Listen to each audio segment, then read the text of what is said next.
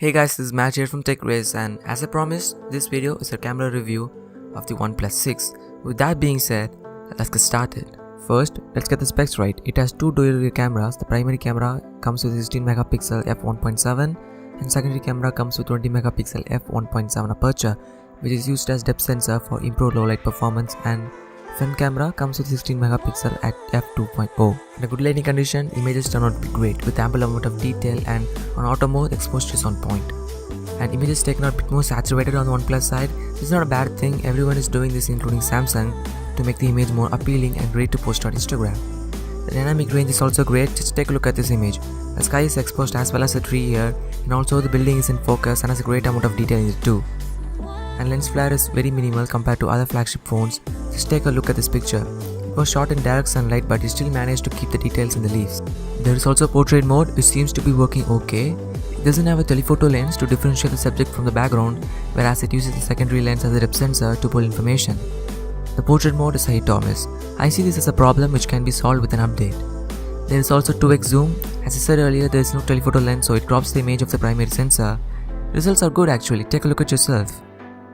Also, you got Pro mode, which enables you to customize the ISO, white balance, shutter speed, etc. Under low lighting condition, you still manage to keep a lot of details with very minimum noise. The performance in low light is a step up from the OnePlus 5T, and the front camera is great for the occasional selfies and stuff.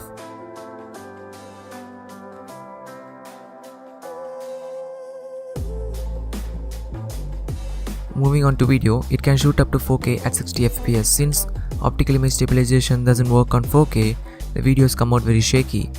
See, there's no problem with the quality. I just hope they roll out an update to take advantage of OIS. Note that OIS only works on 1080p at 30 fps, not even 60, so if you want a smooth footage, you might want to stick with 1080p at 30 fps. There is also slow motion. Like all the flagships out there, it shoots 720p at 480 fps and 1080p at 240 fps.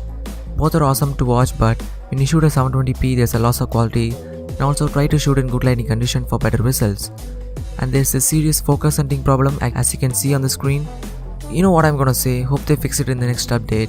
I'm so tired of saying these things, and brands also don't give a F about this. Coming to the video, overall it's a great camera at this price, and anyone looking for a smartphone with a good camera at this price of 35,000 rupees, maybe you should check on this. That's been it for today's video. This is Matt signing off. Stay awesome.